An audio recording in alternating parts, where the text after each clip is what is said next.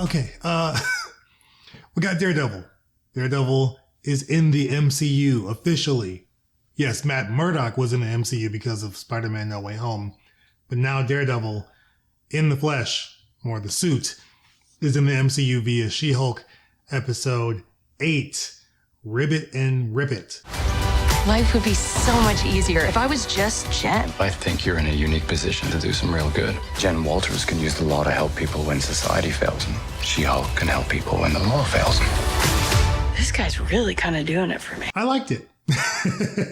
I liked it. Overall, I liked it. There's a few jokes in there that I hate. It's still not very funny. There's some moments in the show that are actually pretty funny. At least in this episode. The show overall has given me one or two moments where I actually chuckle. But it's not like it's not a comedic show. It's not very funny overall. I haven't enjoyed a lot of what the show's done most recently. There's been some missed opportunities here and there. But this episode was actually a really good episode. This is what I was hoping the show would be from week to week. Not that they needed to bring in multiple different guest stars or guest characters to be with She-Hulk. I don't think it needs to be that kind of show. But I will say this episode in particular has the best courtroom drama scene of the entire show.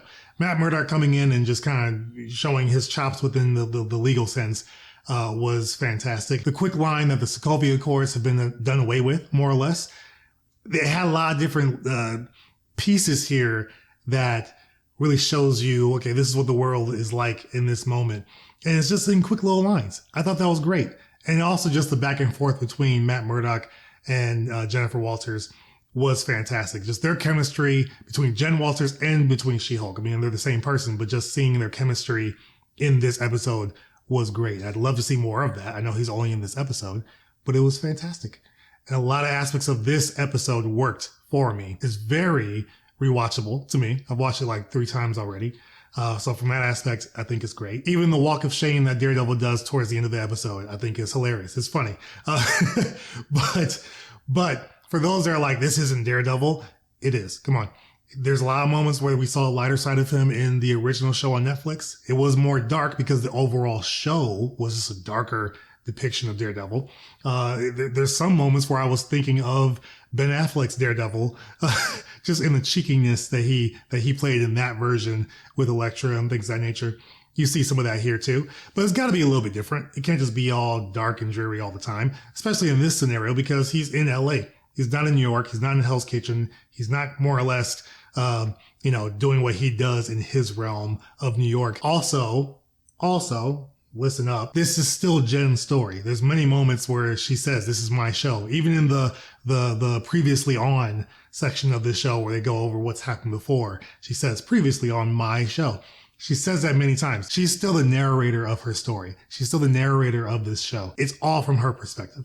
So I do think most of this is going to be the MCU Daredevil though. And I'm okay with that.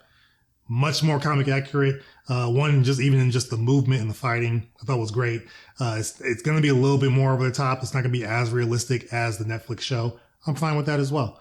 So I loved it.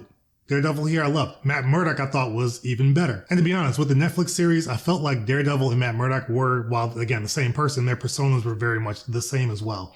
There's some moments where it is a little bit lighter with Matt Murdock for sure. But I felt like Daredevil was so dark in everything that he did. And there was moments where Matt Murdock also veered towards that side. Where in here, you definitely see the two different versions of each, which I thought was very, very good. But it even went more into that in a different way because the way you see him in the courtroom, he's just straight and narrow. He knows his stuff. He's going for the win. Oh, if the defendant has nothing to hide, then why not hear from his clients? I would say that's a gross invasion of people's privacy based on a very shaky what if. But we're not just talking about a product here. The very nature of Mr. Jacobson's line of work, making suits exclusively for superheroes, necessitates anonymity. May I remind you that the Sokovia Accords have been repealed. You see Matt Murdock in the bar with Jennifer Walters, much lighter, more personable. And then you see him as Daredevil, and it's like a continuation of that personable, lighter tone, while also being somewhat dark. So it's like a combo in the Daredevil persona. I like that. I really do like that. So I felt like I was seeing many different facets of Daredevil and Matt Murdock in different scenarios just in this one episode. this episode did so much. I wish that was kind of the same for She-Hulk herself. I mean, she's trying to find herself, Jennifer Walters and She-Hulk, trying to figure out where she kind of fits in with everything.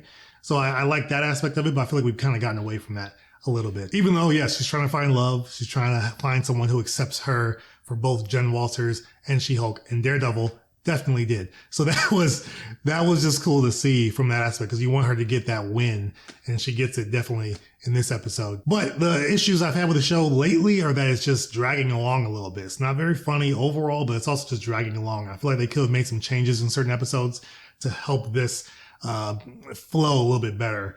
Not just from an action standpoint, but just also from a story aspect. We know that someone's trying to get her blood. We get that. We know the boyfriend, or the boyfriend who just kind of, ditched her, ghosted her. He's working for the bad guys. We know all that. Was it Hulk King, I think is like whoever the name is for this mysterious bad guy. We know that somebody's out there. But the whole boyfriend thing was weird. Like, we had a whole wedding episode where she should have been definitely in the legal portion of that episode, because it would have made more sense. But the whole wedding episode was just odd, and it didn't fit with what I thought was kind of going on. But obviously it goes within this story now. Yeah, but there was aspects of that could have been streamlined. A lot of this could have been streamlined. The writing could be better, and just the flow of the story, I think, could be done in a better way. That's just where I'm at right now. We got the last episode coming up this Thursday. I know there's some people we've seen from previous episodes that'll be making a comeback. I don't want to go into too much. I've seen some clips. So, I'm excited for the episode, more or less, but I don't think it's going to change my overall view of the full series as far as the season 1. We'll see kind of how it flows. I don't know how long this episode is, but yeah, those are just a few of my thoughts on She-Hulk, and mainly She-Hulk episode 8 with Daredevil, Ribbit and Rip It. Let me know your thoughts on this episode. If you watched it, what do you think of the show? I know a lot of you guys are enjoying it. You're loving it. Some of you are hating it. I don't really see the hate in this. I don't think there should be hate.